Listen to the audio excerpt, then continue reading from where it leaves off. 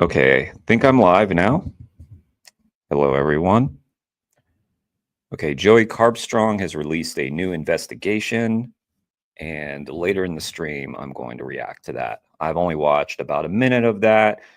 Also got queued up a new Earthling Ed video, which is cool. Haven't seen that one yet, and thought we'd start out with a new Danesh video just to warm up here. Danesh dropped a video about 4 hours ago, I believe. So let's check that out. Give people a chance to get here for Joey's video. What I learned eating vegan in Rome for 3 days. Okay. Danesh doing his thing. All right, let's see.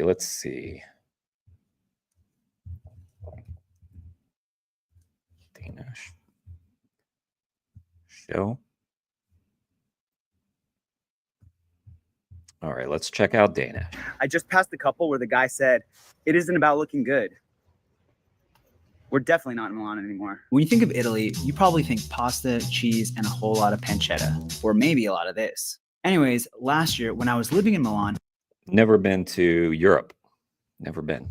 that was basically my experience. And so as a vegan, I felt like I was missing out on the culinary Italian experience. I just figured that came with the territory of being vegan. You might miss out sometimes. And Italy was just not a vegan-friendly place. But when I went to Rome, it completely changed the way that I thought about plant-based food in Italy forever. All right, what's up, y'all? So I just got to Rome yesterday, and already the vegan scene looks way better than the one in Milan. Like, they've got creamy vegan pastas like cacio e pepe.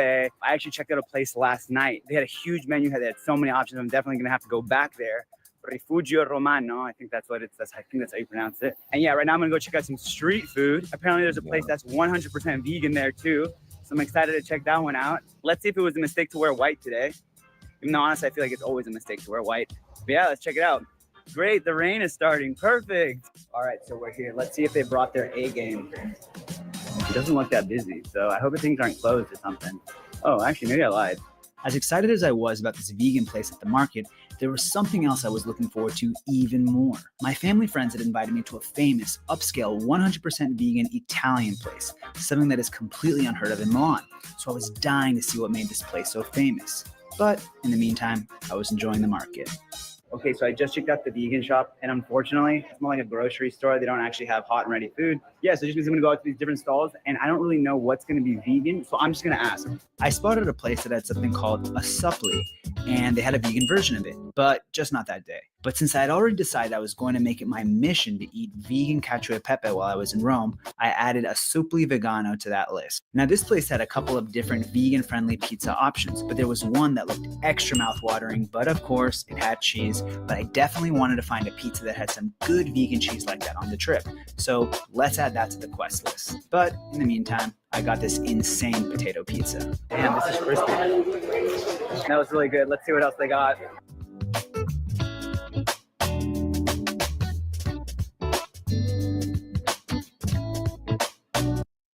Deadpool and Wolverine. Let's go.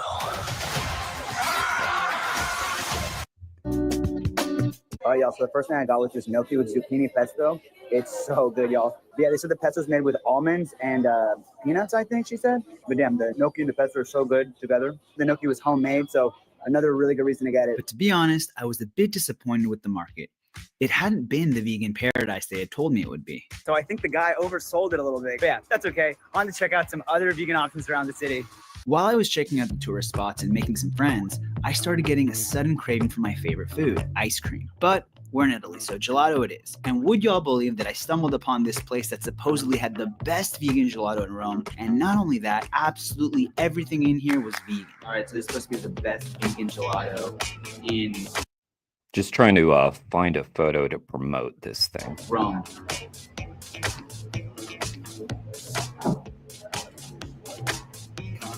Yeah, I think so.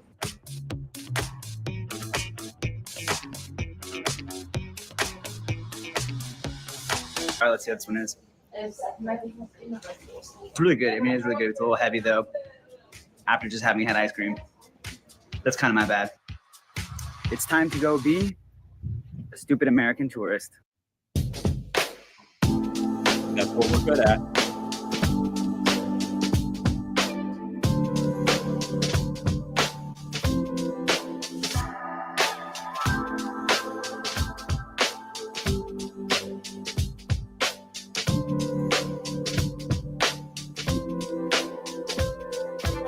All right, y'all, welcome to another beautiful morning from Rome. I'm really excited today because I'm going to that really famous vegan restaurant for dinner. And yeah, I've had this place recommended to me a ton, so really excited to check it out. Also, for breakfast right now, I'm going to this place at Nimai Delgado. That's right, the famous, the one Nimai Delgado put on his Instagram story. Did y'all think I was gonna say he recommended it to me personally? Absolutely not. I wish. Yeah, so I'm ready to check it out.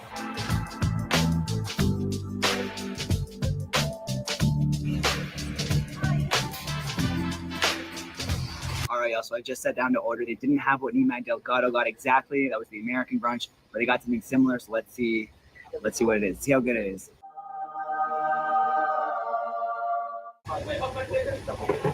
This tofu is good. The bacon's pretty good too. It's not exactly like bacon, but it's good.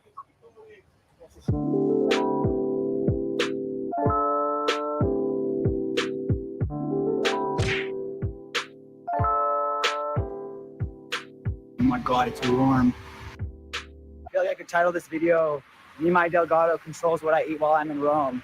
Because I'm basing basically everything off of that reel he made. So thanks, Nimai. So I just got to the Roman Forum and the lady at the front said it was 2 hours minimum to see the whole thing. Challenge accepted.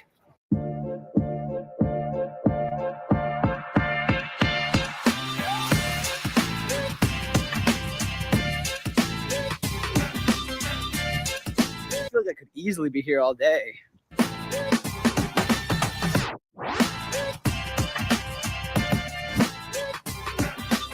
Okay, so the Roman Forum is actually really cool. How did I not know about this place before? Like, I've been to Rome a few years ago, and I haven't even heard of this place, to be honest. No one ever talks about this place. It's awesome. It's like a huge open air, 2 hour, 3 hour, 4 hour long museum. Challenge failed.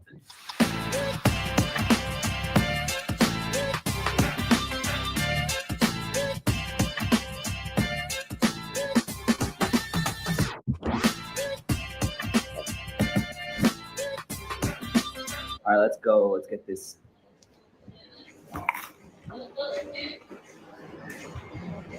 Damn, that's so good. You got like potato, chipotle, onion. There's garlic. So good. Oh, buonissima. Buonissima. Wow. Damn, this is good. Oh, let's see how this one is. This is very good too. It's more fresh because of the tomato. First one's better though, but this one's still very good. Cheese. All right, what's up, y'all? So now I'm heading to the main event, the fancy vegan restaurant. I'm really excited. I'm gonna go meet up with them now. So let's see how it is.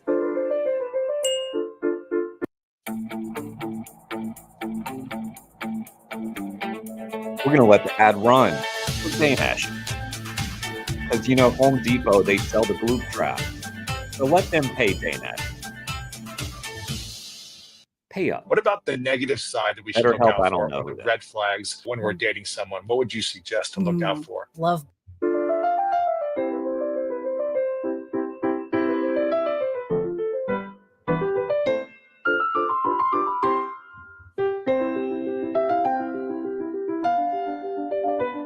I feel so proper now with the music.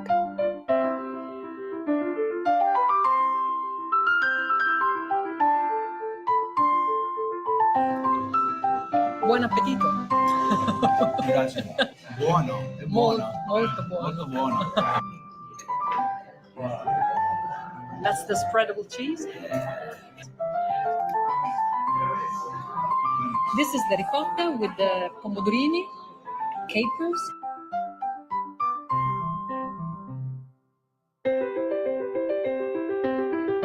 Got some good food there. I've got It's my called the edamame as usual. Out of the rule. because it's Oh. pasta with tomatoes, eggplants, and ricotta salata, which is called pasta alla norma. Norma is a name, but norma also means rule. Okay. So this is out of the rule Okay. because it's a vegetarian version. Okay, I love it. I love it. That's So it's a pun. yeah, okay. Wow, this looks absolutely phenomenal. Oh, grazie. Grazie, grazie. Dinesh is eating well in Rome, huh? Buon appetito, Danish. Mhm.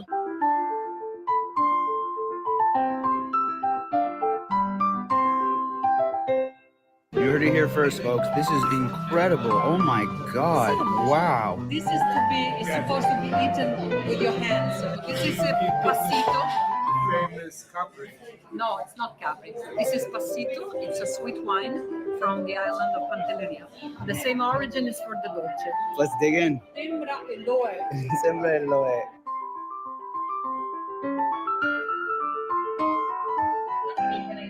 Ciao.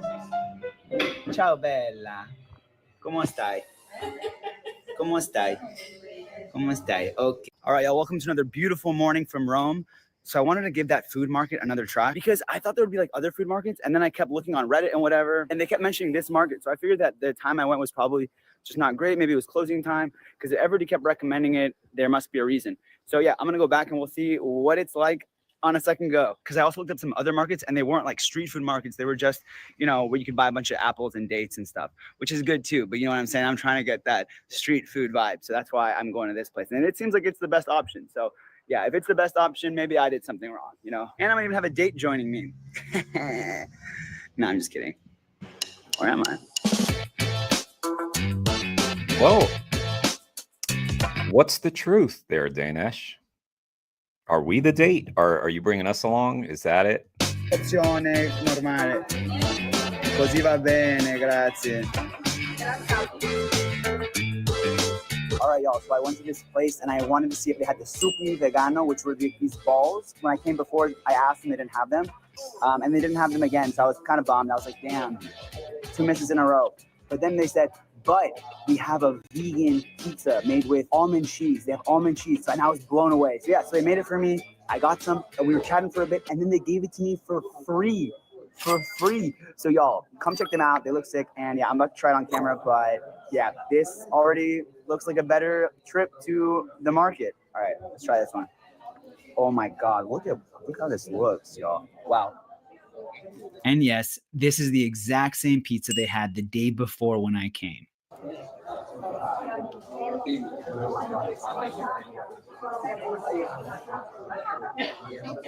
Oh my God, so crispy.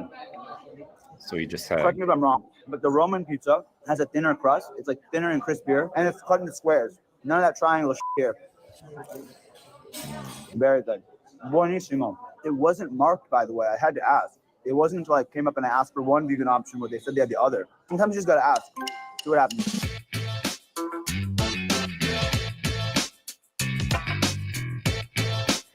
like any big city, you know, you're going to find tons of vegan food. If you look, use Happy Cow. Grazie.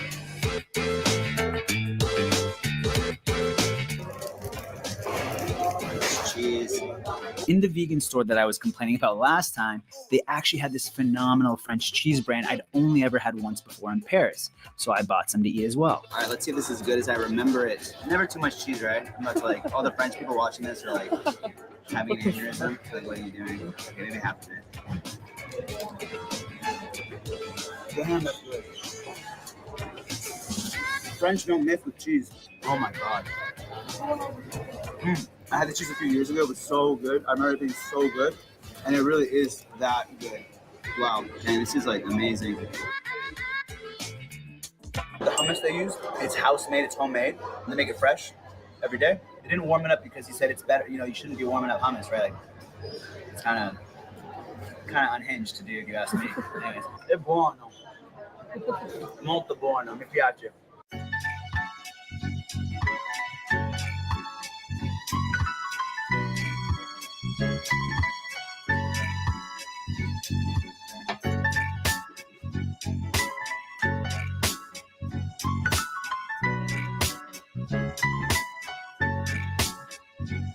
All right, what's up, y'all? So I'm so excited because right now I'm going to Refugio Romano, which I've been dying to go to properly, and I've been dying to have some cacio e pepe.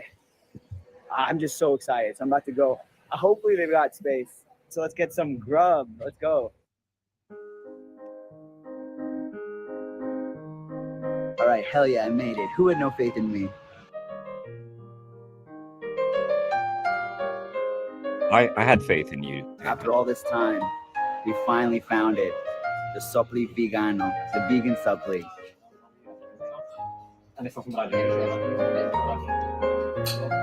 It's cheesy. It's got cheese in the Dinesh middle. makes great videos. Well edited. Nice music choice. He's he's trying to make veganism more accessible to people because people build it up in their head. Danish is making great videos that just show how easy it is to be vegan and how lovely it can be. Did y'all hear the angels singing too? Nope, Neil. Nope, I haven't done it yet. I want to let more people come in before I look at that. So probably I don't know if you've watched the new Earthling Ed video, but I think I'm going to review that next because I haven't watched it. It is as good as it looks. It is. Come get it. Did y'all know Nutella is Italian? I thought it was French. Yikes. On fait ce qui reste. Ciao. Ciao, ciao. Grazie per tutto. Da tutti i vegani, grazie. Yes. That, my friends, From all the was the vegan. owner of the restaurant who just happened to be there while I was there for my last meal. I left Rome with a full stomach and a lesson learned. Some of the best vegan options are where you least expect them, and you can definitely enjoy authentic Italian cuisine as a vegan. Rome might even be one of the best cities for vegans I'd ever been to, and I could have Nice. easily thought, well, they definitely won't have vegan cacio e pepe in Rome, but if you think about it, that's the most likely place you'll find a vegan version of it. The best vegan tacos in the world are in Mexico City, after all. And if you want to check out those tacos, All right, guys. I linked to that video. What is that noise? Ooh, weird noises. Okay, anyway. That video is linked right above. So go send Danish some love. Sub to his channel. Okay, let's see. What's the next one? What's the next one? Okay, we got Joey. Got It Hurts My Soul to Watch Plants Get Killed. New Earthling Ed video. I can't tell if like Earthling Ed's videos are copyrighted now. So in case this bumps me off the stream, I hope y'all can't hear that noise. I don't know what that is. All right. I just want to give people a chance to join the stream. I'm streaming a little earlier than I usually do. So that may be the issue so far, or people are scared of the investigation, which, by the way, is a clean version. As Joey explained in his release, the footage was so brutal that he had to release two videos. One is a clean version, one is a brutal version. We're going to look at the clean version. That's very helpful for these types of review things. Okay, so Ed has released a new discussion video with, I guess, student or member of the public or something. So let's check it out. I have not watched this. To kill a homeless person if they don't want it, if they resist it. Yeah. Since you're here, Neil, let me know if the audio is okay. Hey everyone, just before we get into the debate, I want to tell you about the partner of today's video, which is Compliment, and their incredible range of different also did a 150 and debate. I have a banner that says "Give me nice to partnering with me on today's video." And now let's get back to the debate at hand. Hi Keen, nice to meet you. Yeah, thank you very much. Yeah, my name is Ed, as you rightfully say. Okay. Clean and pin the graphic. Oh, yeah, exactly. Yeah, I know. That was clever, wasn't it? Because the graphic one is unlisted, so he can't get. I guess that's a way that YouTube can't come down hard on him. And yet, if you look at the graphic video, which I've clicked on it to give it some love already, it has quite a few views. I have a banner that says, give me your best argument for not being vegan. Yes. And you've very kindly cited that, and you've waited for a while as well. Yes. But I'm really interested to know what your thoughts around veganism are. Okay, personally, I I support think he was doing a residency at Harvard or something. I support vegans. I support vegetarians. I like animals. I love animals. I dare say. I've been told I should be a vet because of how good my interactions are with animals. Really? Yeah. I really like them. I like plants as well. Yeah. But I'm not a vegetarian. Why not? Because you're better than me. Yeah. But He said it, not I us. do support. He said it. We're better. People who choose to be vegetarian. I think it is. Well, okay, just real quick. He keeps saying that he supports vegetarians and vegans. First of all, vegetarians are still abusing animals. Vegans don't want your support. They want your participation. Good. I support the cause. Why don't you join the cause of, and I would say veganism, not vegetarianism. Why don't you become vegan yourself? I'm not a particularly good person, but I do try to eat like more sustainably sourced. When someone says I'm not a particularly good person, that's like a weird excuse that is an attempt to like sound like self-aware and humble, but it makes you sound worse. It's recognizing, actually, I should do this and I'm not doing this. But I feel like the person saying it is intending the opposite effect. Like, I'm just admitting it. Food when possible. And in Singapore, you get to choose from like more sustainable fish. So I do buy those. Do you think that's ethical? I think it's more ethical than like More ethical than plants? Why? Sustainable fish? Okay, what's your guarantee that the fishing is sustainable? Like, I wish more people would watch Seaspiracy on Netflix to just see how bullshit these claims of sustainability are. more ethical than plants. No, well, not necessarily, but I guess in general, yes. I don't think it's cruel in the same way to harvest plants, but it does hurt my soul watching plants get scythed like that. So when someone is mowing the lawn, he's having a really hard time. Although I guess it hurts my soul equally to watch animals get beheaded. So Does it hurt your soul equally, Equally. or it just won't hurt your soul more? it's about equal, but Okay. Sure. I'm not. I don't think that the crux of my argument is that it sucks to kill plants. No. Yeah. Well, in that regard, then, What is how your do you argument? ethically justify your consumption He's actually not making an argument. He's conceding. of animals, especially here? Let's talk about the US where you are now Okay. as well. How do you ethically justify that? Okay. So Yeah, you live in Boston. I have two angles that I'd like to get into this from. So the first one is the freedom of choice, which is ultimately, even if it is quote unquote ethically wrong to eat animals, I think we should have the choice and freedom Oh, okay. What about the animal's choice? to choose to eat animals. Should we have the freedom and choice to do whatever we like? No. Why not? Oh, Because there are things that can disrupt society and harm people, and kind of like eating animals. the metaphor I thought of when I was listening to the argument earlier was one of pro-choice, right? Pro-choice people like to try to convince conservatives by talking about exceptional cases like rape and incest in the hope that it will change their minds on banning abortion.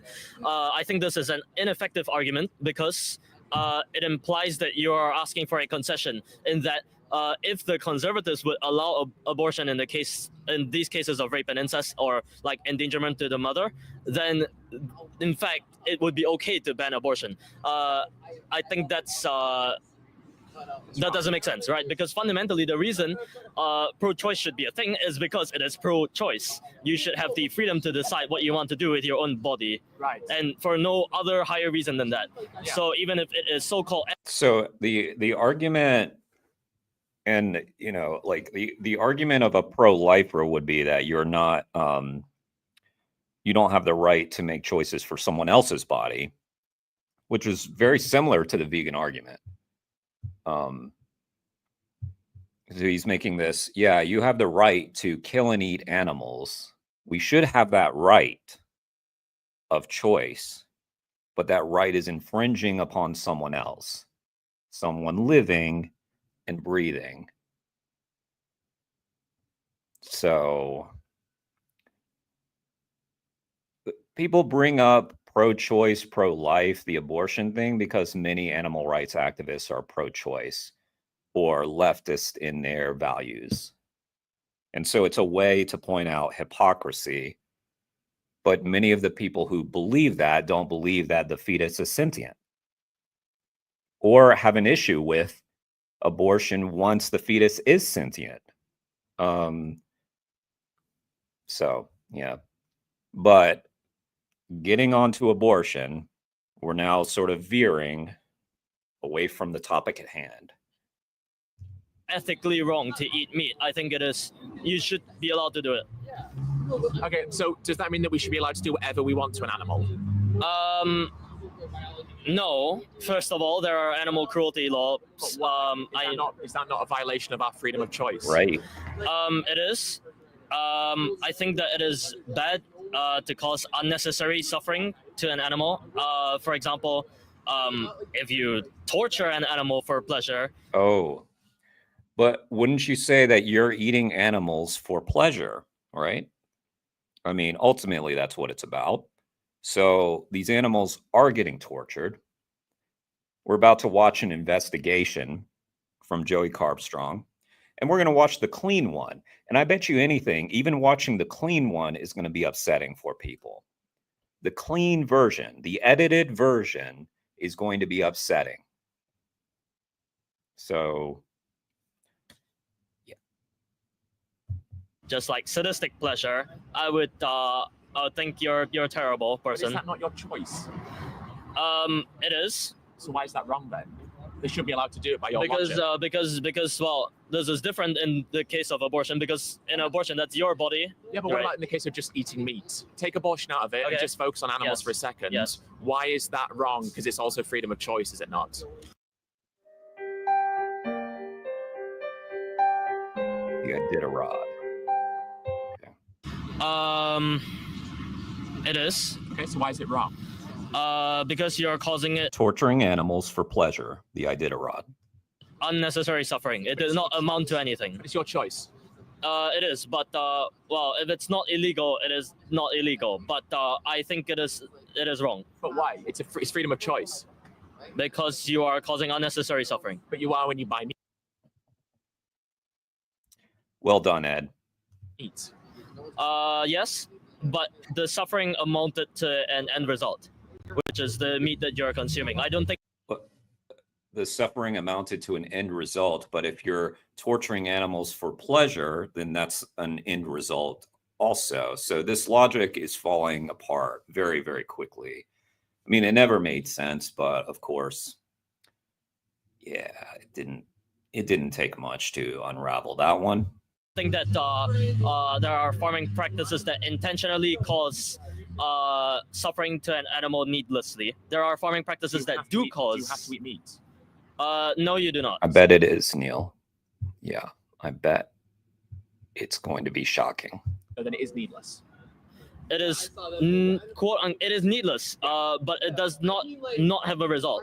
Like, it does not have a viable and valuable product. But if you torture an animal for fun, the end result is satisfaction and fun. That's an end result as well. Okay. I mean, is that okay now? Ed and I are right on point on this one. I'll personally still no. Why? Well, this was easy. This one. Funnily enough, I can't explain it. Do you think it's a contradiction? Not really. Why?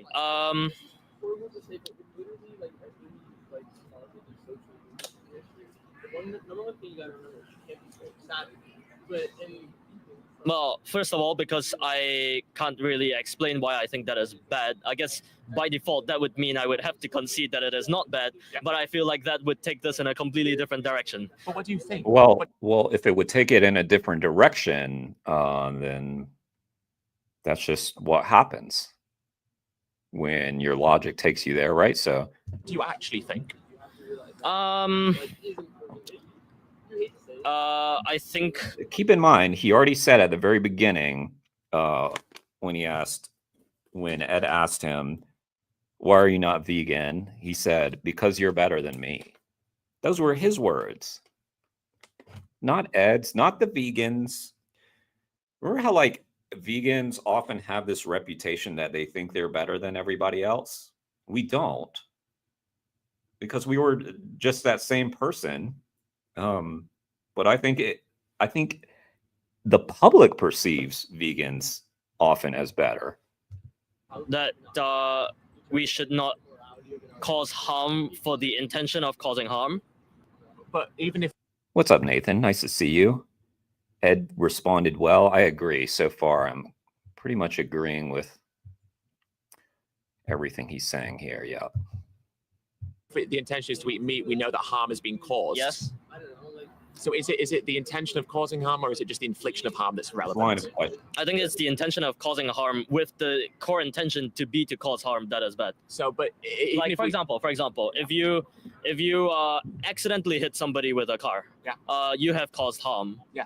You can't say that that person is in the moral wrong for having accidentally hit somebody with a car, no, right? but if you get in your car and your aim is to run people over, Yeah, that's wrong because your intent is to hurt people. but what if you want to eat them afterwards, and so your intention is actually to eat them? Yo, what if you're one of those guys who like runs your car through a parade of people, as has happened several times now in the last few years?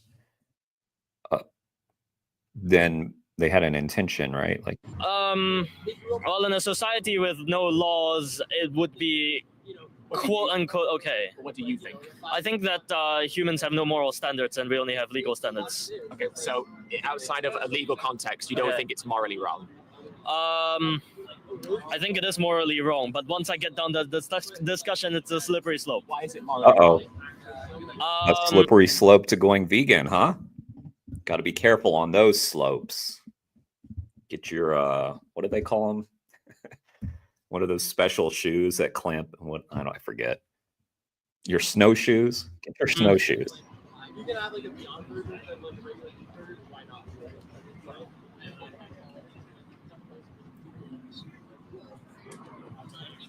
I can't tell you why it's morally wrong without you leading. Ed did well with that thing that I said. I really appreciated in one of Debug Your Brains videos, Justin's videos, where he was sort of instructing on how to do outreach. And he said, in these moments of silence, it's really tempting to want to jump in and rescue the person, but don't do that. Look how, like, this is the second time that there's been a long silence. All the way to the What did he ask? this discussion, it's a slippery slope. Why is it morally wrong? You can have like a Beyond Burger and like a regular burger. Why not?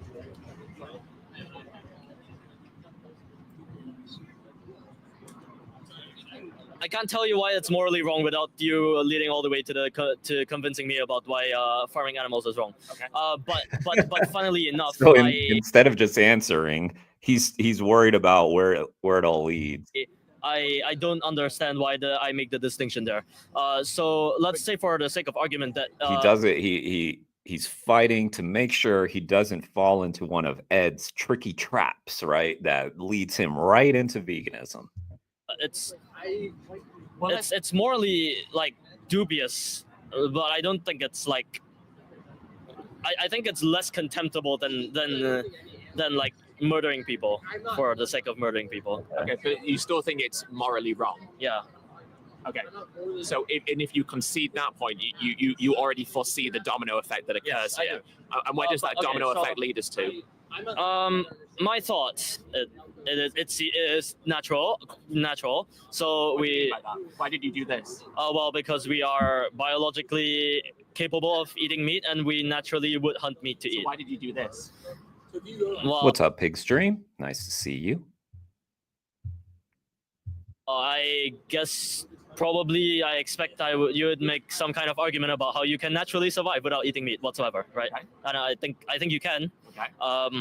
Although it's not easy to get specific things, but you can definitely survive. Chance? DHA fish oil. Where do you get that from? Fish. Okay. Where do fish get it from? I have no clue, but I do think you can get it from non-animals. It's just not easy. Yeah, I mean, fish don't make it themselves. Yeah. They get it from food, and they get it from algae. Algae. Right. So your body can convert what we call ALA into DHA Right. and EPA, and you can also take an algae seaweed oil as well. also as a source of because seaweed is an Yeah, you can just get the if this is some big concern for you, you can just get the algae supplement, which you don't even need. You can also eat flax seeds and chia seeds. You can blend those up into smoothies. And what are some other sources? I don't know. It's not something that you really need to think about much, in my opinion. Now, I'm no doctor. I'm no dietitian, but I don't spend a lot of time concerning myself over omega oils. algae, right? Okay, yeah. But yes, I think you can survive off of plants, but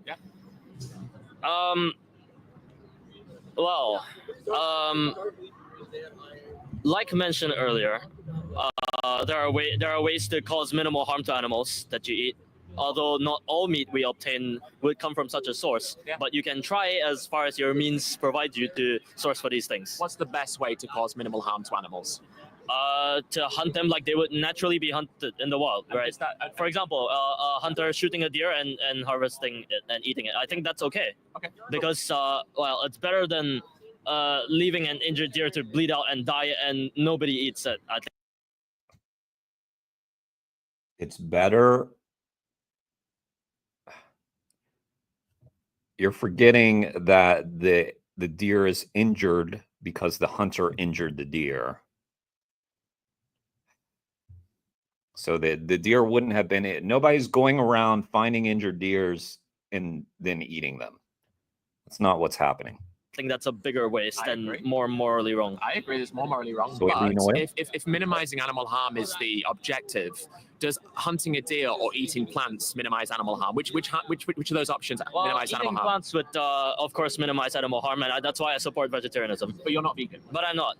But you agree that it's the best way to minimize animal harm, which you also agree is ethically a good thing to do. Yeah. So why don't you do it then?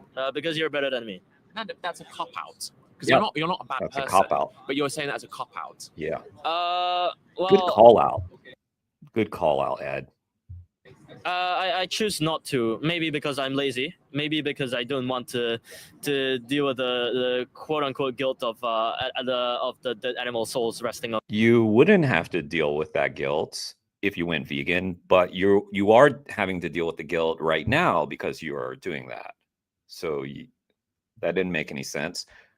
The way to absolve the guilt is to not take part in the action that causes the guilt. Oh boy. Ed, you're going to have to start in Boston, go to New York City, go to Detroit, go all around, go in the country, go all over the United States. You've got some work to do, Ed. Oh boy. I assume this is like Harvard or somewhere, but I don't know. Millions of dead animal souls on my body. Although I know you mentioned why contribute to more souls? Somehow it does not impact me in hindsight. There's moral harm that I've caused. So we should only make changes to things that impact us, not impact others? No. Well, I think you can fairly compare my behavior to running over humans in cars to eat them. But I think it's closer to raising human babies in labs to be harvested and then as food. Do you think that's ethical? I don't think it's any less ethical than harvesting animals from a similar situation. But is it ethical?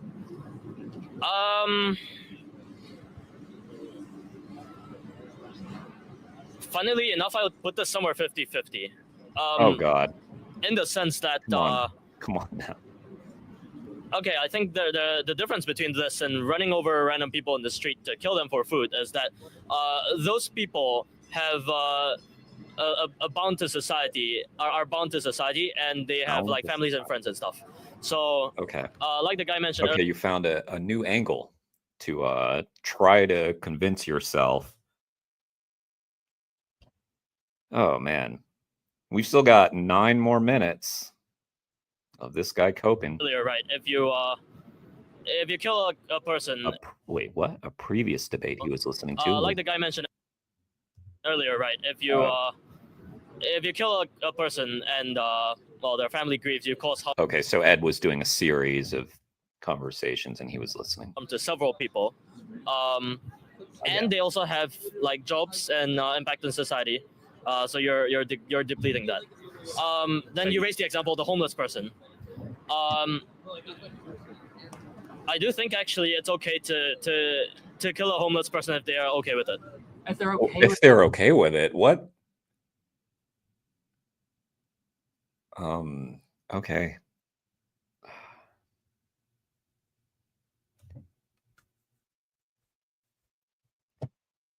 This is where I would have started to lose patience, I believe. If they're okay with it, but if they're not okay with it, then, well, probably you shouldn't. But do you think it's morally do you wrong? think maybe instead of saying probably you shouldn't, you should just settle on, yeah, you shouldn't?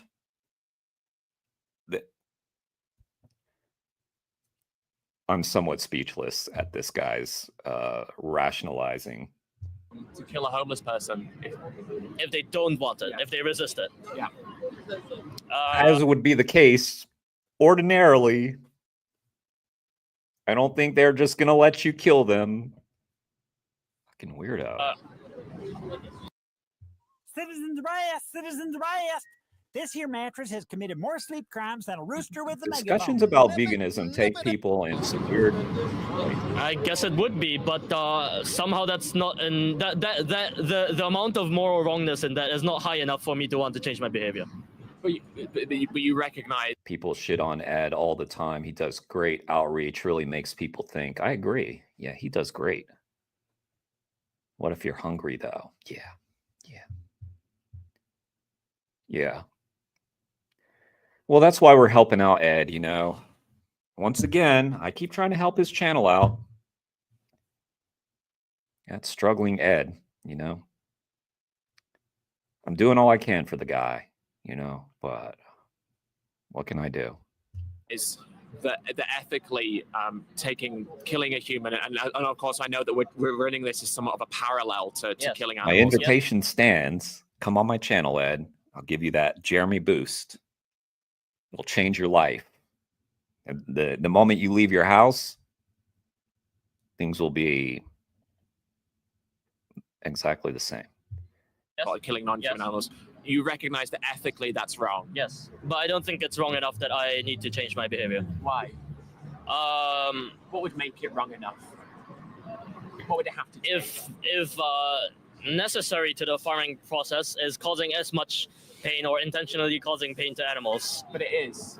When the farmer mutilates a pig or puts a hen in a cage, do you not think that they know that causes harm? They do. It's intentionally causing harm. Yes, but it's not with the intention of causing harm. Well, it's the intention of making money. Yes. Right? And they know that the way they can make the most money is by doing something that causes harm. So they're not doing it because it causes harm. They do it to make money, but they know that the consequence of that is it causes harm. So they are intentionally causing harm. Nice. Yeah, I suppose they are. And you're paying for that. Yes. So maybe don't. Yeah. Well, I mean, we pay for a lot of other exploitative industries as well. Your phone, your microphone. Okay. The appeal to hypocrisy. We're on to that now. I know, Neil. You know, I'm trying. You know, he's got to accept the help. Like electricity, that is an extremely exploited industry. So right? So should we not try and make anything better then? An appeal to futility. No, I think we should. But I personally am too lazy for it. That's why I encourage your cause and I don't oppose you. So animals should die because you're too lazy. Well, I mean, if I die because of another human's negligence, what happens? By the way, I'm quite lazy when it comes to food. Really lazy when it comes to food. I mean, look, every stream I got these freaking things. These edamame dry roasted wasabi things. And part of the reason for that is they're like something I can munch on that are like decently healthy and have a ton of protein, and they're cheap as shit too. You get them for like $2, $2.50 or something. So, yeah, I'm not saying that's my meal for the day, obviously, but it's just not hard. It's just not that hard. Get a potato. Get a can of beans. You can be lazy and all you're doing is changing what you buy at the grocery when it comes to just the diet aspect. It's quite easy. That's why we call it the bare minimum, because that's what it is. It's so easy. It's the bare minimum. It takes no effort at all. Goodness gracious. What's up, Dennis? Happens, I guess. But do animals deserve to die because you're lazy? No. No. But I think animals that are raised from birth to be eaten, well, I mean, it's kind of like you created a life and then you destroy it yourself, right? It's like, I think that's better than like capturing animals and then imprisoning them and then farming them to eat. But is it better than not doing it at all? No, it is not. That's not what happens. So capturing animals and then farming them, that's not what happens. They're bred into existence. People this stuff needs to be taught in schools, because it is just a shocking level of ignorance that people have about this stuff, including me back in the day. I was one of those people that didn't know that cows produce milk for their babies. Didn't know that, even though it's very obvious. It is worse, but I don't think it's that much worse because it has been raised from birth to be imprisoned, unfortunately. So if we breed dogs for dog fighting, that makes dog fighting okay? No. Why not? No, because in that case, the sole reason you're raising the dogs is for the dog's suffering. No, it's not. It's the same. It's for a sport. It's for gambling.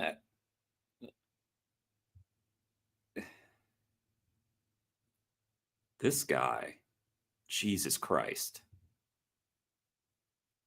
Ed is really doing well to stay patient with him, because I think I would have lost my mind talking to him. There's just like a certain level of apathy that I just can't deal with. And like scrounging around for excuse after excuse after excuse after excuse. No, like in the first 2 minutes, you conceded, well, you're just better than me. And I'm so glad that Ed called it out as a cop-out, because that's what it was. But it's also conceding the point. To make money.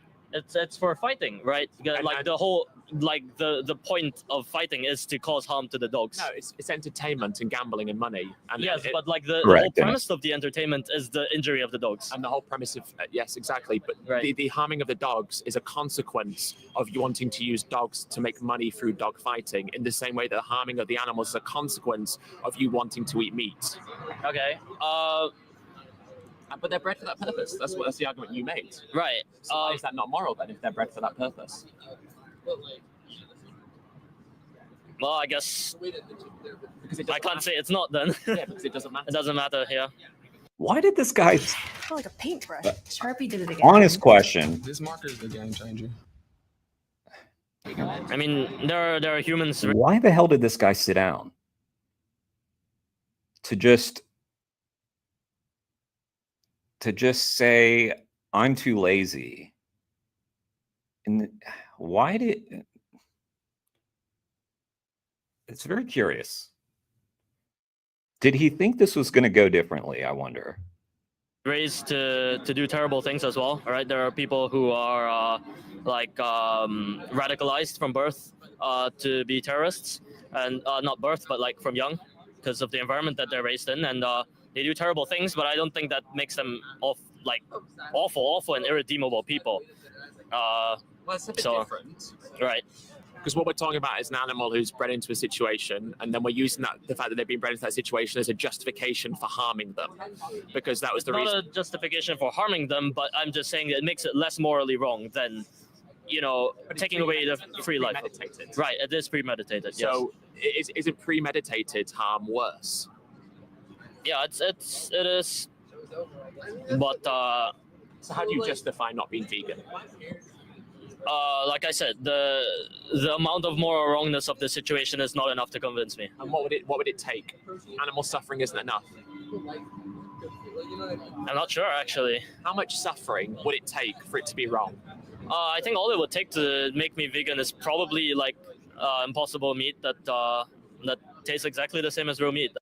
Okay, you got it. It exists. It tastes just like real meat. I'm not that far off from eating real meat. 7 years ago, I remember what it tastes like. I remember liking it. I remember the taste. And I like impossible meat the same way. And then at times, if I'm like over the taste of impossible, then I switch over to Beyond. And then I switch back and forth. And then if I'm tired of both of them, I go to a different one because there's like a billion of them now. Fucking lazy. I don't think there's really any reason after that to not eat meat anymore. It does. It does. Does it? Absolutely Exactly the same. does. Yeah. And think about when you like eat like a burger or something. Like the meat is only one little bit of the taste. Like so much of the taste is the other stuff, the bread, the tomatoes, the lettuce, the whatever, the ketchup, The best burger that I've ever had is vegan. Best by far. And I'm so sad because that place, they voluntarily closed down. So sad. They were actually doing quite well, and they just kind of wanted to do other things with their life. How dare they? But they were using Impossible for their burgers. And they just did some like magical seasoning to them things. Yeah, sure, I'll give it a try, I guess. I mean, Give veganism a try. Okay. Yeah? Yeah. Thank you, Kate. I mean, could we continue talking anyway? Yes. Wait, why? I'm curious. What is this guy's angle? What does he want? Oh, yeah. Whether you think that these making animals suffer or making animals die is worse. Well, if you cause an animal to suffer and then you kill them, that's worse than just killing them. But that doesn't make the killing in and of itself okay. What is wrong with killing an animal in a fairly painless way? I mean, the same reason why it's wrong to... Why don't you answer that question, since you're the one taking part in it? I think the question should be answered by you, not Ed. But by all means... To kill a human in a fairly painless way is robbing them of their existence. Right, but you, like... But well, say we why get the so many parallel buts? again of breeding.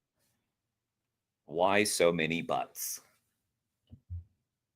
Just fucking do it, kid. What the fuck is the matter with you? A human in a test tube and just growing them in a lab and then, well, killing. Let's say you kill them at a certain age to harvest their organs, right? I don't think that's okay. What gives? What do you think is okay? I think so. So if someone killed you to harvest your organs, you wouldn't stop them. No, because I was not. Well, I have experience of an outside world bound to families, relationships, and friends and society. Okay, well, let's say you become homeless, you lose all your family and friends. Okay. Now you can have your organs harvested. Well, but I'm going to die in a painless manner. I think that's okay. So you're happy to. You don't actually think that you would resist, wouldn't you? No. You wouldn't. So no, I wouldn't. I think I would have a greater and better impact on society than if I was alive, having no ties to society or friends and family. I mean, you potentially, if you had your organs donated now, you could save multiple people right now. So why didn't you do that now then? Because I have ties to family, relations, friends, and society right now. Are you sure? Because you sound quite strange. Like, you may think that you have ties. These people may be inching away from you right now. That is this guy's outlook is quite disturbing. I think it is a lot of coping happening in this conversation. I don't think most of it's true, but if any part of it's true, it's really quite weird. Well, so do the people who are going to die if you don't give them your organs. Well, yes, but I don't think that we should be obligated to save people. I mean, we like at the cost of our own lives potentially. Well, why not? Sounds great, Dennis. Nice guacamole, 1 large avocado, half lemon's juice, fresh squeeze, quarter red onion, pureed with avocado, and finishing touch sprinkled with pomegranate. Sounds pretty good. Sounds pretty good and vegan. I mean, you have the right to choose. It's your own body, right? Right. So you think that having control of your own body is important? Autonomy is important? Yes. Right. So why are we able to violate the autonomy of animals then? Well, in a specific case that they are farmed, for example, I think that they're probably raised in an environment in which their lives are like awful. Again, you know, the moral harm I'm causing is not enough for me to put an effort to change. Although I will now that you've said that. Will you? You do think it is enough to make? I don't think you will. It is. Yeah, it is. But let's say I'm a terrible person who is. Well, He is. He's a terrible person. But you're being nice, Ed. I wouldn't be nice. I'd just agree with him. Yeah, you're a terrible person, dude. Maybe back away. for the sake of argument, say I'm not, right? Because you'll have to convince those people too. No, but I want to convince you, and I don't want to hypothesize that you're someone that you're not, because I'm interested in actually talking to you. And it seems like we've reached a good point where you recognize that there is a reason for you to change. Okay. Try it. I'm just trying to find some baselines. So let's. Why is it okay for omnivorous animals to eat other animals? Because they have to. We don't have to. And because they can't be held to the same moral standard as us, because they lack the intellectual capacity to be held to the same moral standard as us. If they lack the intellectual capacity to be held to the same moral standard as us, then what gives their lives the same value as us? I didn't say they have the same value as us. Okay, what gives it value? The value of life is higher than the reasons we have to exploit them and harm them.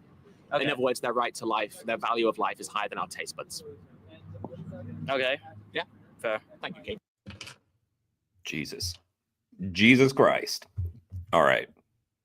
That guy's a piece of shit. I hope he changes from being a piece of shit to not being one. There's that video, Earthling Ed. Okay.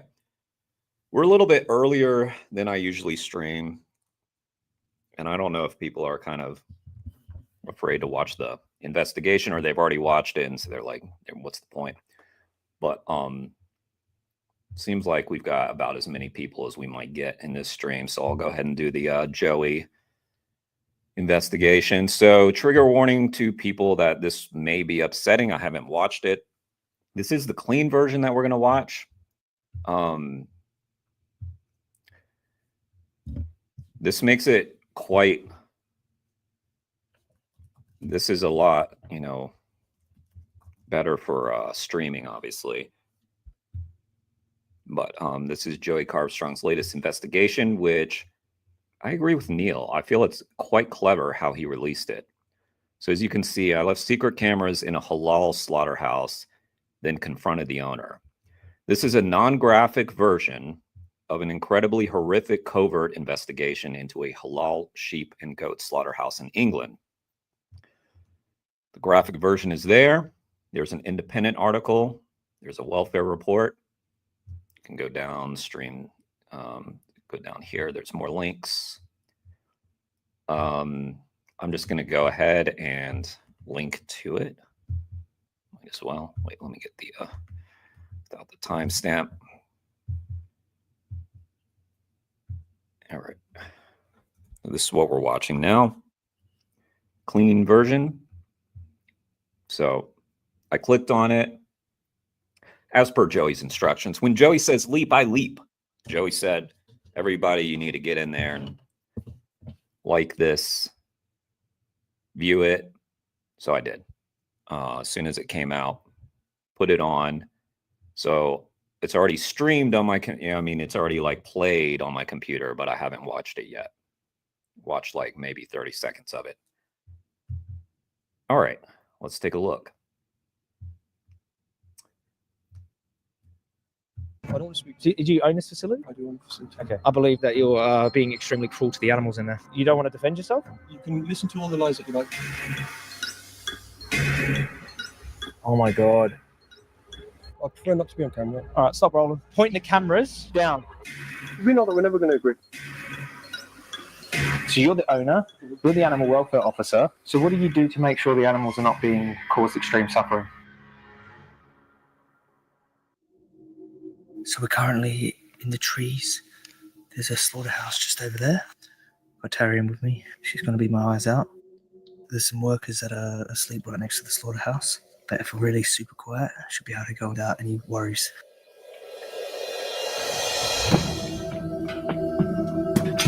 This is a different kind of investigation for me. This is already very similar to like how Pignorant was presented, with like sort of the kind of the tension rising as so you see sort of into the investigation a little bit. So it's not just footage, but it's like showing the activists getting to the site, doing some of the I assume placing of the cameras. Okay, let's see. Dennis, does that mean human kids aren't judged to be vegans or non-vegans too? By the way, considering human kids are usually similar moral capacity as most complex non-human animals.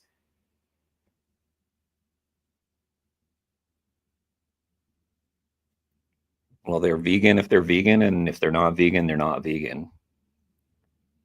I know kids that are vegan. I know activists that are young and vegan. Ed said non-human animals aren't held to the same moral standards due to not having same moral capacity, but they can with younger humans that aren't fully developed.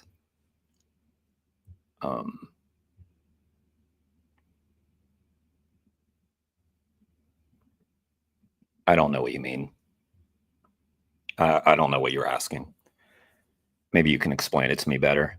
Partly because it comes with complications.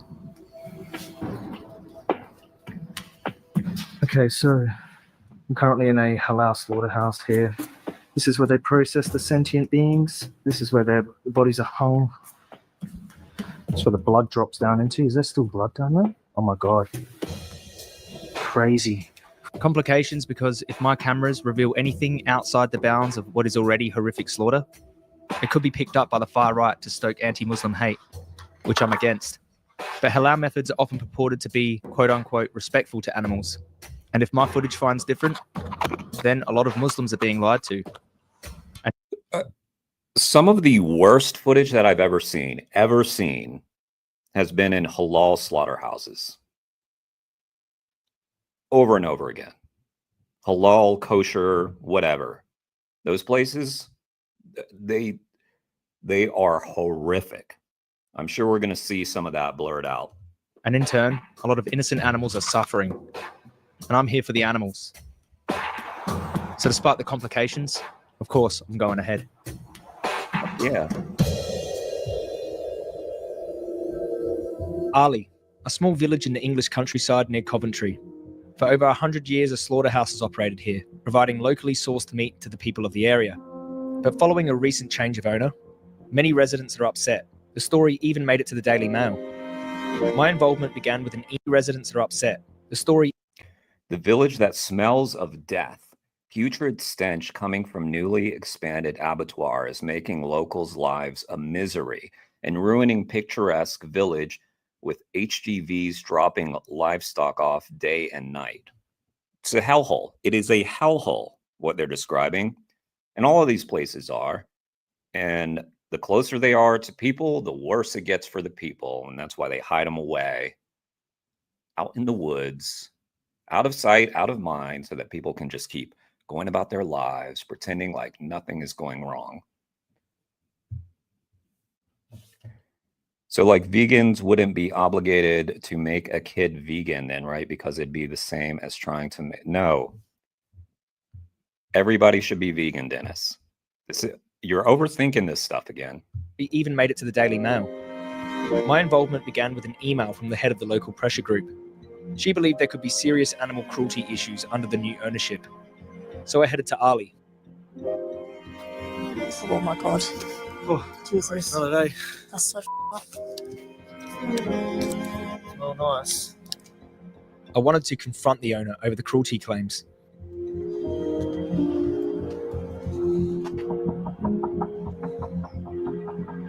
Hello?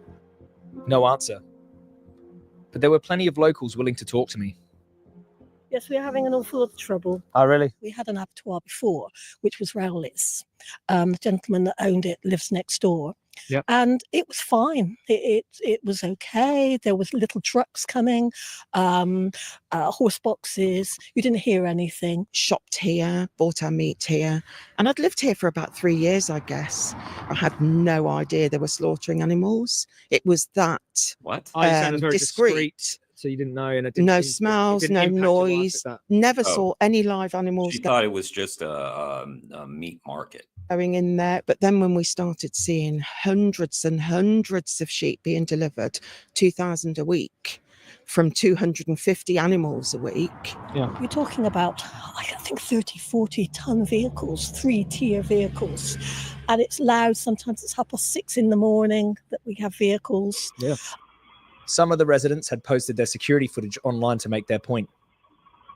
But it seemed that others just didn't have a problem. I never even hear the sheep. Yeah. When I used to live right here, when the old butchers owned it, I lived above this building. And it was sometimes like 6, 7 in the morning.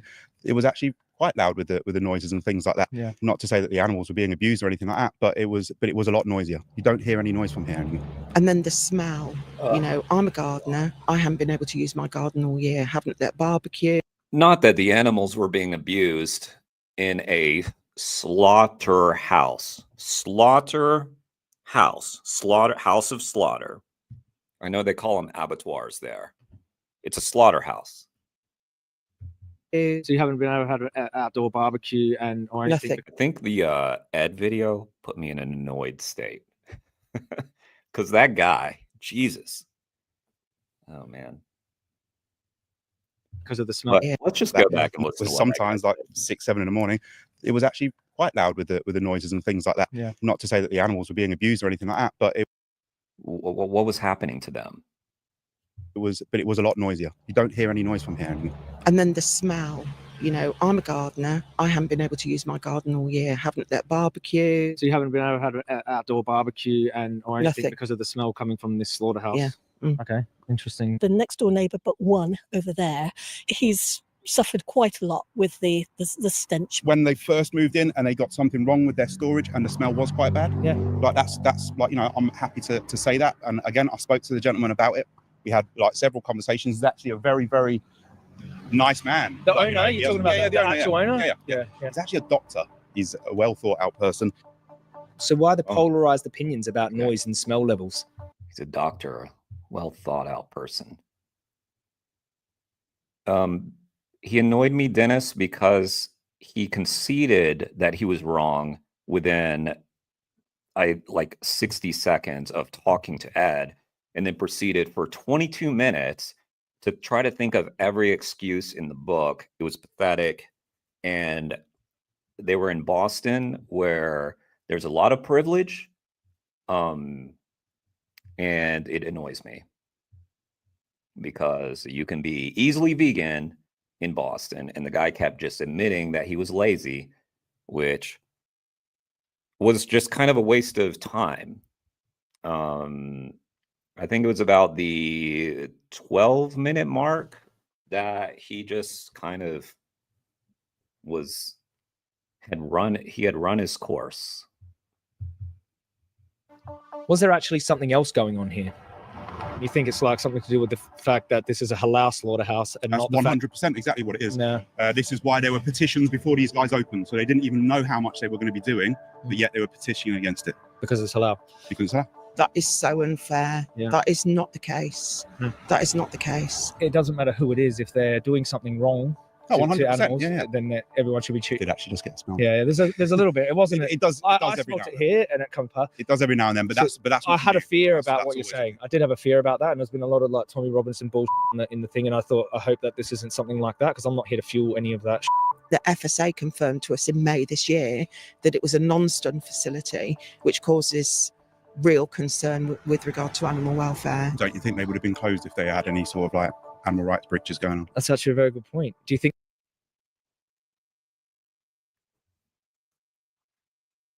they should? Do you think closed if they causes real that concern again. with regard to animal welfare? Don't you think they would have been closed if they had any sort of like animal rights breaches going on? This is what the public believes. Don't you think they would have been closed if there was any animal rights breaches going on? No, I do not.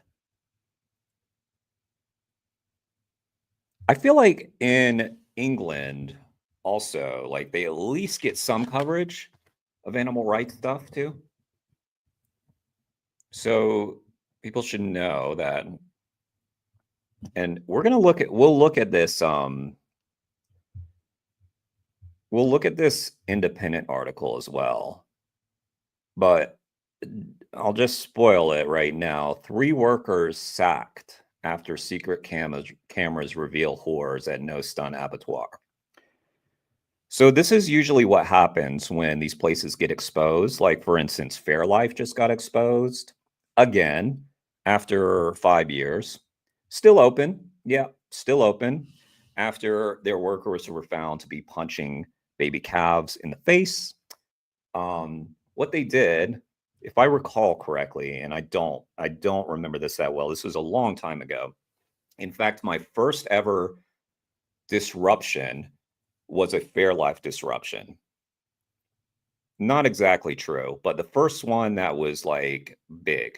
The first large disruption was at a Walmart where we were disrupting because of Fairlife Dairy. And so this was like way back maybe at least 5 years ago. And yeah, no, they stayed open. Of course they did. They don't close these places. What they do is they fire a couple people and then they move on. And at best, they get like a little $1,000 fine or some bullshit, which, you know, like when we're talking about drops in the bucket for these places, like it could not get less severe. That's a very good point. Do you think they should be closed if there's anything going on in there that shouldn't be? 100%. If anybody's breaking the law or doing something bad, then yeah, of course it should. Yeah. Okay. But I just don't believe that these people are doing that. Then Okay. Wait. So what do you believe is happening in this house of slaughter to animals? What do you think's happening to them? while I was talking to the locals, he's talking to a neighbour over there now. That's the owner. This is the doctor that owns the facility, you believe? It might be, yeah. I can't see because he's got a hood on. Well, he was sitting on this vehicle here that has the halal. Christ, Dennis. No, that's his vehicle. That's his car. Yeah. Of all, like, you've engaged with so much content that you really believe that there are standards that are good for animals. All right. Maybe just wait till the Sweden expose comes out. Maybe he might talk to us. The owner had declined to comment for any other media outlet. Hey, bro. Maybe I could get him to give his side of the story. Did you want to have a chat, brother? Can I ask who you are and where you're from? Me? I can ask you not to be on my ground, sir. Where's your property start, brother? Do you want to have a chat with me? Not really, no. My name's Joey. How do you know? I've seen your documentary, the one that you do. Pignery? I prefer not to be on camera, that's fair, sir. But we're going to Oh, well. hear from everyone else. It'd be nice to hear from you. No, it's fine. You can speak to who you like. I'm not being too fussed. But I won't speak. We're making a piece about this place. You don't want to defend yourself? You can listen to all the lies that you like. No problem. What if I put this to you and said in there? Well, he's actually talking to you, sir. Are you saying that those are the lies that he's going to believe that we're making a piece about this place. You don't want to defend yourself? You can listen to all the lies that you like. No problem. What if I put this to you and said? Okay. Let's hear the lies. That in there, I believe that that you're being extremely cruel to the animals in there, and your workers are being extremely cruel to the animals in there. What would you say to that? I'd say it's a pack of lies. Pack of lies? Okay. And a good read. Anyways, I'm not going to speak on camera. I'm not going to listen. I do know what they were doing to the animals in there. Wait for it. Well, I'm just putting things to you that No, you don't need to put anything to me. I don't want to speak. Do you own this facility? I do own the facility. Okay. And do you believe the animals here are being looked after? Yes, they are. They are? Thank you. Have a good day. It was clear he wasn't going to talk with the cameras rolling. All right, stop rolling. But I had a backup plan. Actually, stop. Point the cameras down. All right, take this. A hidden camera. How about that? Do I come talk to you? Because this was a matter of public interest. I mean, I don't mind. If there was animal cruelty going on here, people had a right to know. Look, I know that whatever I say, or whatever you say, we're never going to agree. You know my agenda is different to yours. No, okay. We know that we're never going to agree. Yeah, not fundamentally, but maybe on some things. No, I don't think we'll ever agree on anything. No, thank you, brother. I started by asking for his take on the complaints some of the residents were making. A gentleman down there told me that the only reason... This is good. This is a good video. Strict. Good for hygiene. It's not good for hygiene, Dennis. None of this is good for hygiene. This is dirty, filthy, diseased. You're putting like a tortured being into your mouth. That's not good for you. And they've got a problem with this place is because it's now halal and they might be racist. Well, here's the thing. It's all subjective, but that's pretty much it. Yeah. Has there been an increase in animals, though, being killed? So the facility... What I love is that I'm pretty sure he's doing this already having done the investigation. He already knows what's going on inside. So we're going to find out whether or not it's subjective or not. We'll find out. It has not been extended. Nothing's ever happened. We've only brought this facility back to its heyday, if you want to call it. So say 10 years ago, whatever they were doing, we're doing the equivalent to what they were doing. So what do you do to make sure the animals are not being caused extreme suffering?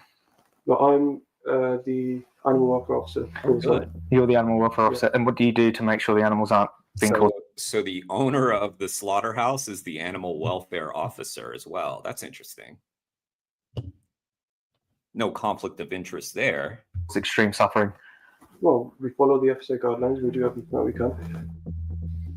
In fact, by the time I had this conversation, I'd already collected my hidden camera footage, around 100 hours of it, several simultaneous camera angles over 10 days, covering every stage of the process, before, during, and after.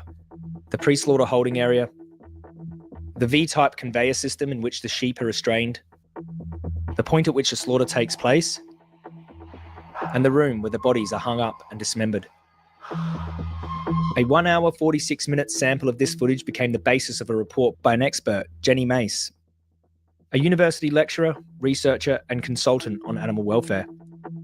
So I was able to check any statement he made against the best available research, expert opinion, the law, and my covert footage. Much of which is so graphic we can't even show it to you in this video. But if you have the stomach, the uncensored footage is linked in the description below and serves as our evidence. I want you to tell me what you... Just so you know, Dennis, the UK is often hailed as having really high animal welfare standards. We're going to have a look at those welfare standards just here in a second. Doing as an animal welfare officer here to make sure your staff aren't causing extreme suffering to the animals? Well, I don't know if you know the whole halal concept, right? So the halal concept is not only the point of slaughter, it's everything before the slaughter. and at the point of slaughter and after that. So before the slaughter, we make sure that we use reputable suppliers, reputable markets. We make sure we use reputable hauliers. I never deal with somebody over the phone. I always visit their facility. I always, kind of do my background checks. But I've worked with these guys since I was a kid, so I know them for long enough. The markets that we deal with, they're heavily regulated by AIF and what have you, as they should be. We are extremely heavily regulated, as we should be, by the FSA, by other organisations. Just keep that in mind now. Keep in mind, they are heavily regulated. Did you hear that, Dennis? Heavily regulated. He's probably right. As far as regulation goes, showed animals arriving. The owner/welfare officer clearly visible, supervising. With all he'd said about pre-slaughter animal welfare and being heavily regulated, most people wouldn't expect what came next. Multiple instances of extremely rough handling, confirmed in our expert report as categorically illegal. Dragging sheep by one leg, grabbing them by the neck, throwing them on the ground, slamming them against metal, hitting them, and smashing a door into their faces. The animals are not supposed to know what... So he's not showing that on this one. If you want to see that,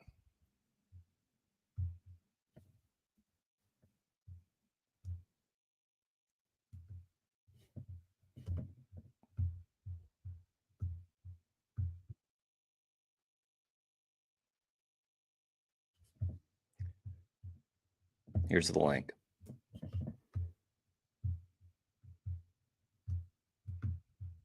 What's coming. Clearly, all these know, whatever it is, it's not good. Especially this one. Our report detailed how this would cause much fear and distress in the animals. For these workers, it's funny.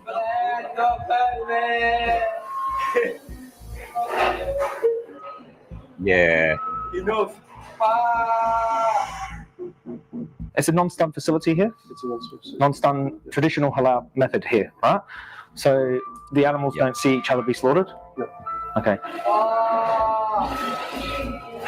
There's a sliding door that screens off the conveyor until it's time for the kill. But it does little to stop the sheep knowing what's ahead. They're just terrified trying to escape here. This was one of several instances of terrified animals jumping the fence. Then being dropped into the conveyor. Oh, but they're highly regulated. It's okay. Right in front of what's coming. This animal in the restrainer can see the animal Don't in front of worry. them bleeding. And Guys, don't worry. The animal welfare officer is on site. hoisted up by one leg for dismembering and skinning. This is way too graphic to even show. The animals are not suffering for a prolonged period of time from the cut? Okay, so they're not still moving or any signs of life? In almost every case, we saw agitation after the animals' throats were cut, including foot stamping, kicking or bobbing their heads up and down, struggling, thrashing from side to side, and hitting their heads on metal, even looking around, opening their mouths and gasping. Their little tail is wagging. This means they're experiencing pain, all identified in the report as indicators of consciousness, pain, and distress. How do they check to see if there's signs of life in the animal? Yep, it's regulated. They do this? All good. Under the eye? Fine, Dennis. Yeah. Fine. And everyone's appropriately trained in here. Yes. Right? We did see the workers touch the eyes for signs of consciousness, but this was quite rare. Most of the time, the sheep were hoisted with no checks whatsoever. They're suffocating in their own blood. Train operative, very sharp knife, one cut that severs both carotids and both jugulars, and if it does that effectively, the blood supply to the brain, of course, it stops immediately, and within seconds they're out. If it's not an effective cut, then you don't, that an ineffective cut would, in theory, mean that the animal's suffering, which is why you stun it straight away. And how often does that happen? Not very often. If there's the right man that's doing the cutting, very rare. Very rare. Okay. And very rare here because you're the animal welfare officer, right? Yep. Okay.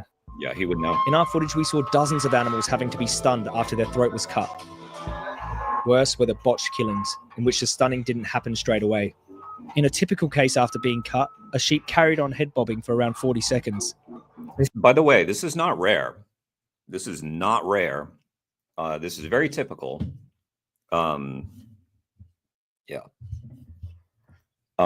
Extremely typical. If you can find, and you can find footage from slaughterhouses, this is basically what happens all day, every day. The sheep here is struggling with their throat cut open. A minute and a half after the cut, the workers tried to move them. The sheep struggled free and writhed on the floor for another 20 seconds. They're watching the sheep just writhe in pain on the floor. Then finally, a full 2 minutes, 10 seconds after the botch cut, the workers used the stun gun. We've got cameras all over the facility, inside and outside. On the kill floor, there's cameras? There's kill floor, on the kill floor. Inside the slaughterhouse, you're saying there's CCTV, and who monitors them? I do. You monitor them? Yes. So if anything's going wrong, that's on you? Yes. Okay, so you're taking on a lot of responsibility there for your workers and for your... So you're the owner, you're the animal welfare officer. So he must know about the incidents of sheep running away after having their throat cut. Many of them. One sheep ran several... And, but you know, by the way, I know you all know this, but I mean, Joey's done a lot of investigations by this point. So if he's saying that something is quite brutal, it's quite brutal. It's quite brutal. You know, obviously we're not going to watch the graphic one on this stream. I am going to watch that though, and I recommend y'all to watch it. If you can handle that kind of thing. In any case, you know, make sure you give it a heart, you know. Thank Joey for his work. ...meters into the area where other sheep were hung up and dismembered. These videos, they need the engagement, you know, and Joey is one of the best in our movement at making sure that people understand the importance of that. We all really need to do that more, because I get, you know, I get all these investigations in my feed from different groups. Like, I think there's one today from Animal Equality. All these investigations, they just fly by, and people like often don't realize they've happened. And it's really sad. You'll see like investigations on YouTube that happened like a decade ago, and they'll have like 50 views or something. These things should have, you know, thousands and thousands and thousands of views. Now, sometimes like these YouTube videos may not have been the main source of the investigation. So they may have been thrown up on YouTube, or they're just a link that, you know, some news article is used or something like that. But still, I mean, you know, and part of it is just like, they're so brutal that you don't want to see them over and over again.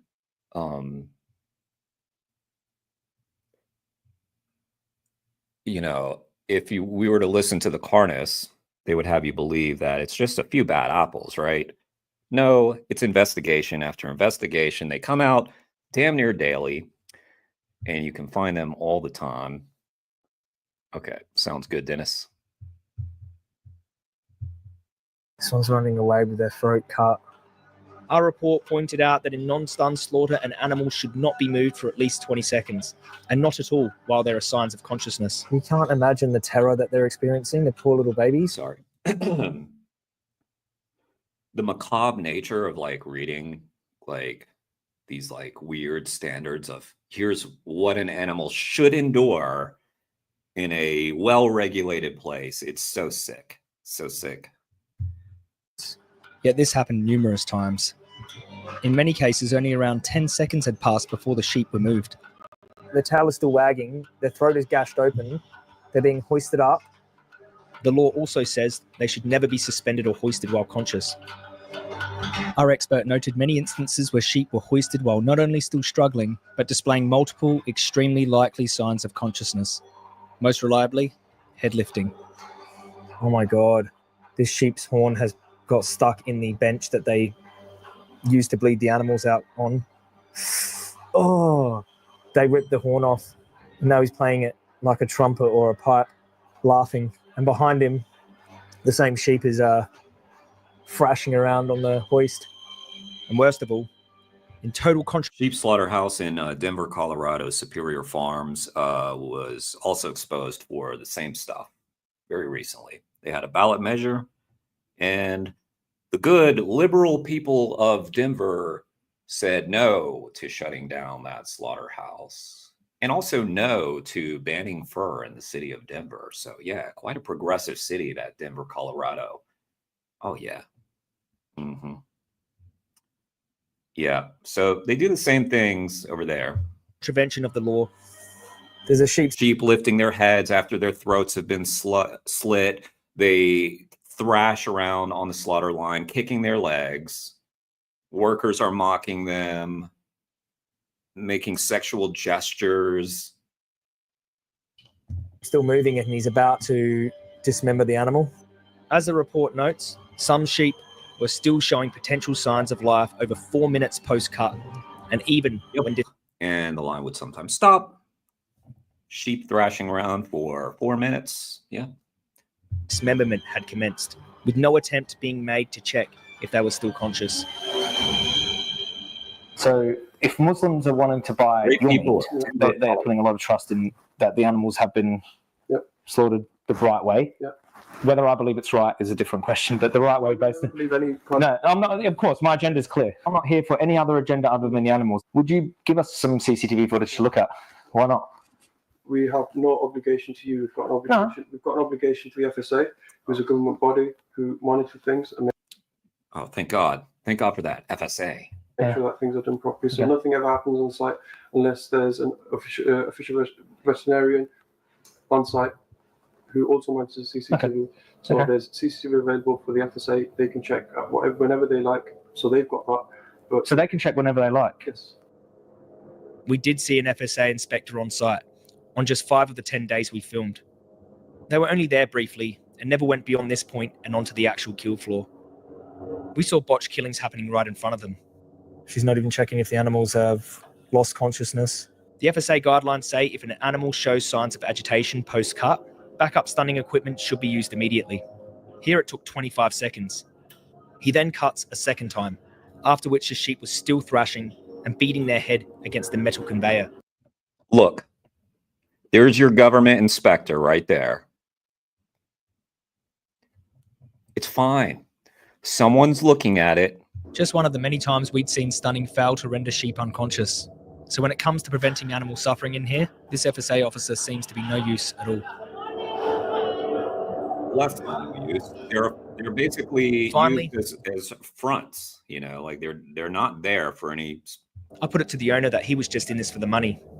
Considering all I'd seen, his answer was surprising. That's not my agenda. My agenda is, as a Muslim, first thing. And if you think that government inspector standing there looking absolutely useless is isolated to the UK, think again. Think again. We're working in a hard trade of providing a service to the Muslim community. That's the second thing. I feel like I've seen this. I have not seen this investigation. I feel like I've seen it before. That's how common this is. Trade since I was a kid. I've been to a lot of big places, and I think I can do it better. Okay. So it's not financially better, but I think that a small facility means that, like you said, I've got a lot of responsibility and I do a lot of things on site is because it's a small site and I control everything, because I can control everything. Big sites don't have that. So you oversee everything and you can make sure that there's not bad things happening, right? And I would never let that. You know, I'd much rather shut the site than ever let anything bad happen. So like, ooh, okay. I'd much rather shut the site than ever let anything bad happen. Let's see what he does now.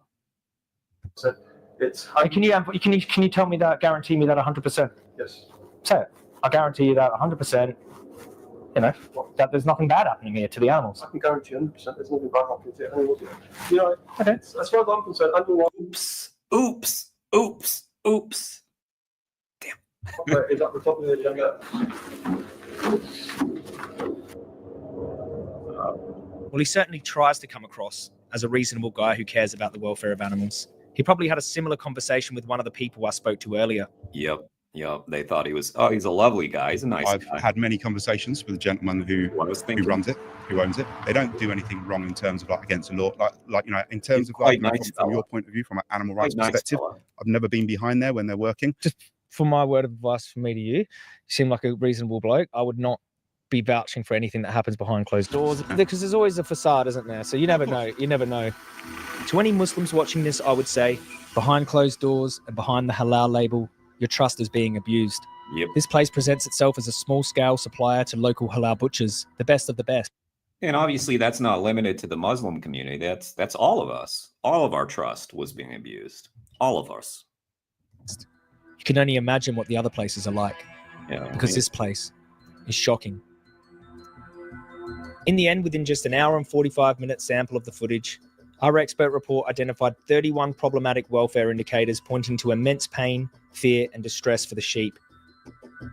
Amongst these indicators were 5 illegal types of activity, with most occurring multiple times.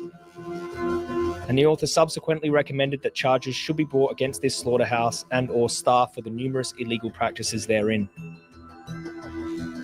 Systemic animal cruelty is nothing new to me. I've seen it not just here, but in every sector of the meat, dairy, and egg industries all around the world. Yep. So I'd say the only way for not only Muslims, but for anyone to avoid supporting needless cruelty to animals is to live vegan. As the report notes, both non-stun and stun slaughter are impractical for guaranteeing any acceptable level of animal welfare. The choice is really between whether to kill an animal or not. And to anyone thinking of using what I've uncovered here to stoke hate against the Muslim community, I say this: I do the work I do to help the animals. If you're going to open your mouth about this, first, let me see you get outraged about the systemic and often criminal abuse myself and other animal rights groups have uncovered on so-called high-welfare British farms.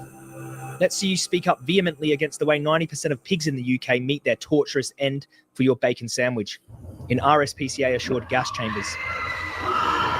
Let me see you all at British slaughterhouses protesting the killing of innocent beings at a fraction of their lifespan. And while you're at it, you better boycott all animal products and live vegan for moral consistency. Prove that this topic is more to you than just a way to stir racist hate. But if you're not prepared to do any of that, then I suggest you keep your mouths closed. Well, that's what people typically do when it comes to things like this. They keep their mouths shut. And I'm really glad that Joey was not dissuaded from doing this investigation just because it's a halal slaughterhouse. The FSA said they have a zero-tolerance approach to animal welfare breaches, have suspended several individuals, increased monitoring, and will take further action if needed. Oh, cool. Well, the FSA is on it. We saw how effective they were with their inspector on site. So I guess it's fine, guys. Okay. All right. Well, job well done. Joey, such a great job as usual.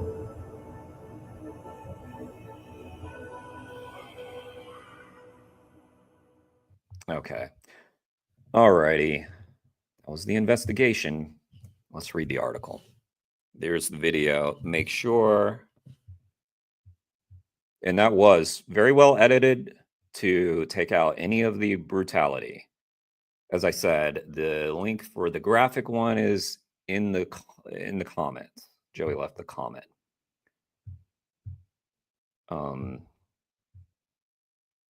Okay, let's take a look at this article here. You guys seeing that? Yeah. I don't know why Conan O'Brien is there, but he was. All right, let's read this. Slaughterhouse staff played wolf sounds to sheep and inflicted immense pain, fear, and distress. 3 workers sacked after secret cameras reveal horrors at No Stun Abattoir. Oh, God. Why do we have her on the screen? Go away, please. Go away. Thank you. Halal abattoir staff slammed sheep hard onto concrete floors and played recordings of wolves. So is that part of halal slaughter? Playing recordings of wolves to the terrified animals as they were dying, footage reveals. In a string of acts captured by hidden cameras, workers also breached animal welfare laws in ways that an academic said would have inflicted immense pain, fear, and distress. Sheep were inadequately killed, showing signs of life and suffering for up to 4 minutes after their throats were cut and when workers started dismembering them, an expert's report says. But an official food standards inspector who was watching failed to act, according to the filmmaker who shot the scenes in secret. The video, taken at a no-stun slaughterhouse in Arley, Warwickshire, showed 5 allegedly illegal types of activity, the analysis suggests. It began with the extreme rough handling of animals by staff as sheep were slammed into floors and walls and workers smacked a door into their faces, the video shows.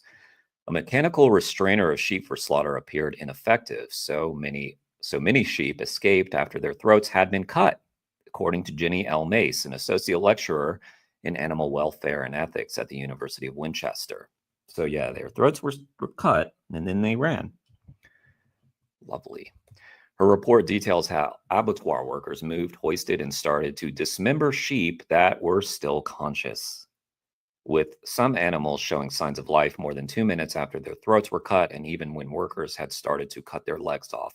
Again, this happens everywhere. Everywhere. The investigation carried out by animal rights filmmaker Joey Carbstrong also showed sheep jumping barriers to try to escape as they were thrown or dragged into the restrainer before being killed.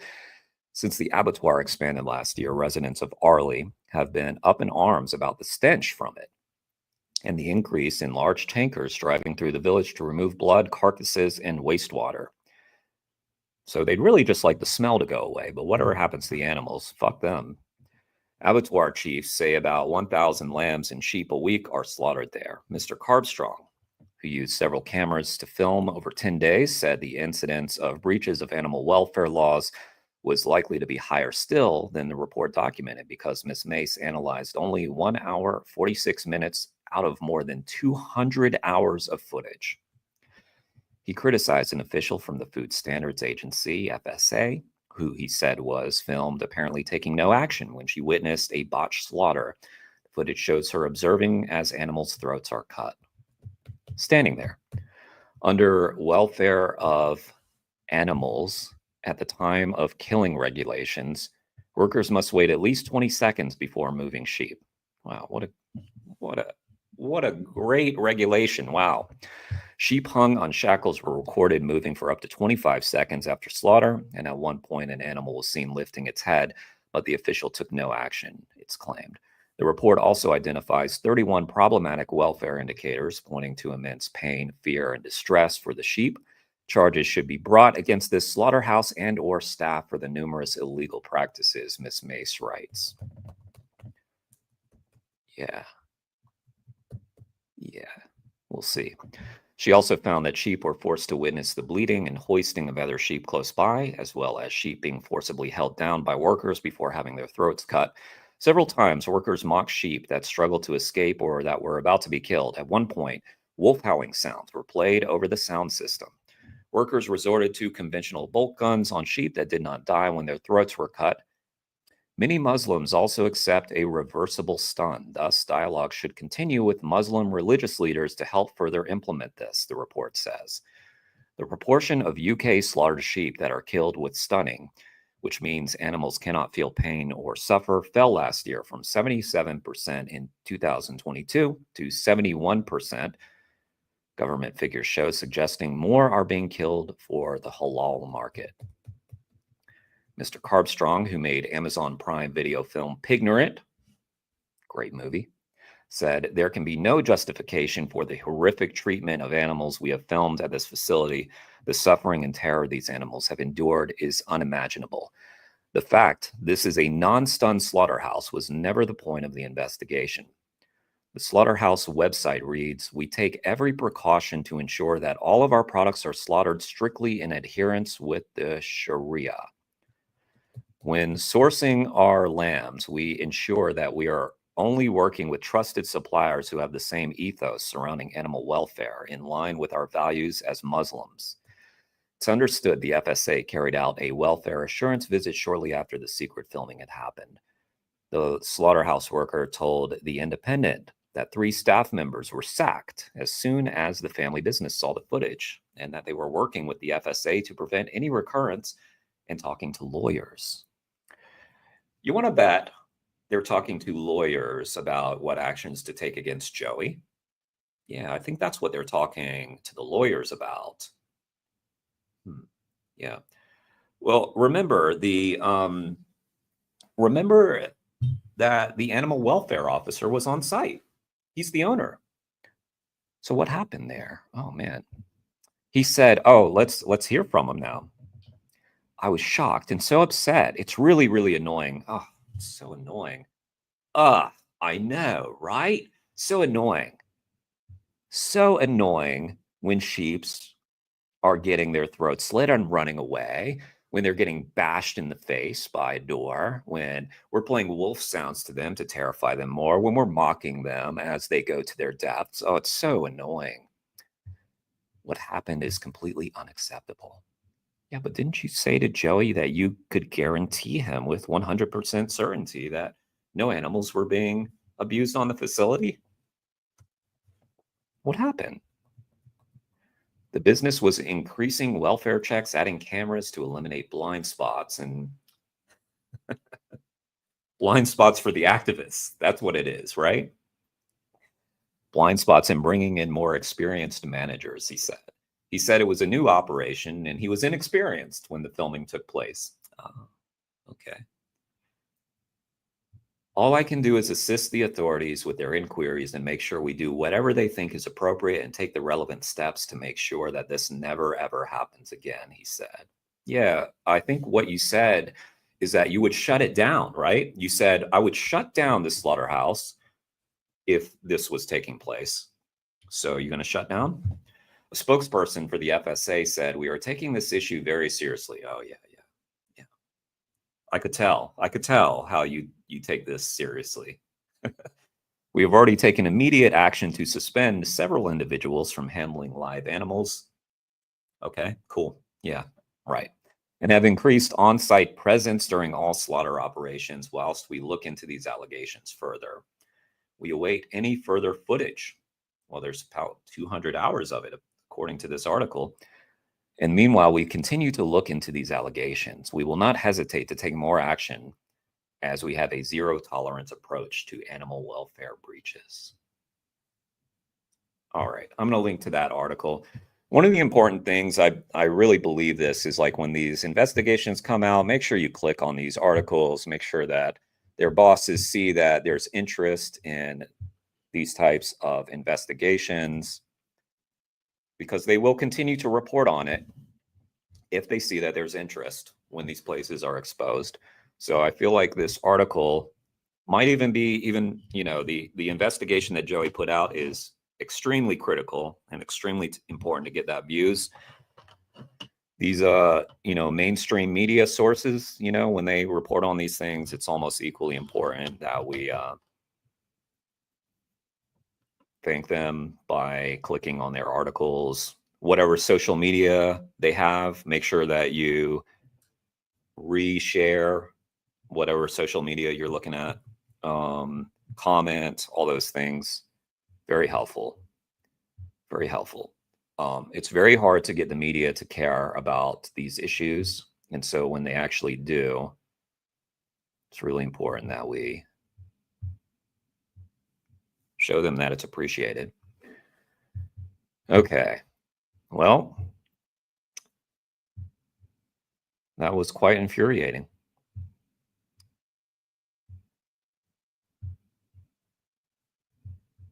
Let's take a look at, this is an older video.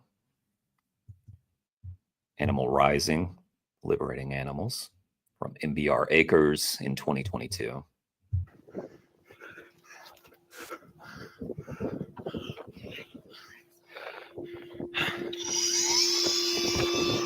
We're here. We just freed I don't know how many dogs from here at MBR Acres. It's absolute hellhole. All the dogs here are going to die. All right, everyone, stick to the plan. Hang on, you remember that guy? Right. Absolute hellhole. We just freed I don't know how many dogs from here at MBR Acres. It's absolute hellhole. Remember from the Piers Morgan interview? And you wonder, like, he was real calm and collected talking to Piers Morgan, because to him that was a joke. This is a brave person right here. All the dogs here are going to die.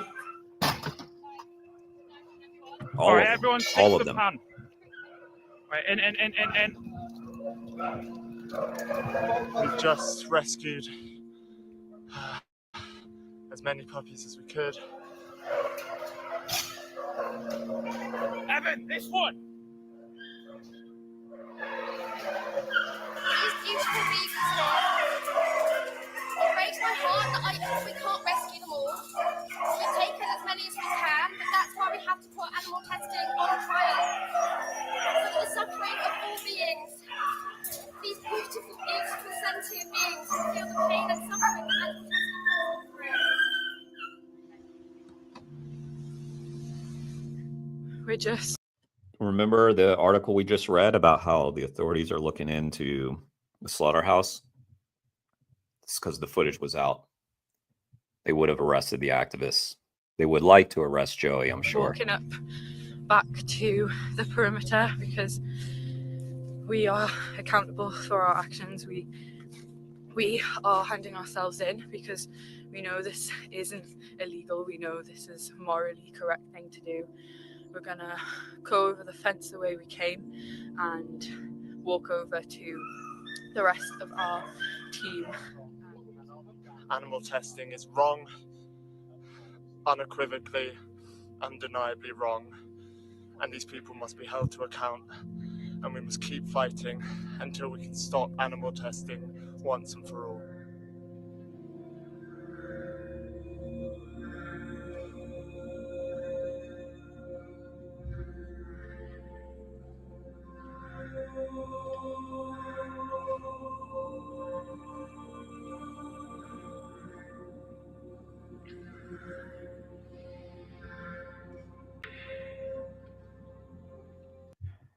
Animal Rising. Such badasses. All right. Let me link to that one. Animal testing, Dennis. Like they said, they're there to be experimented on. That's a dog breeder, MBR Acres. They're going to send those dogs to laboratories to be bred. I mean, sorry, to be tested on. No, I didn't interview her. Did I? I don't think I did. No. And correct thing to do. Or, no. We're gonna isn't illegal because we are. No, I haven't interviewed her. My last interview was John Curtin from Camp Beagle.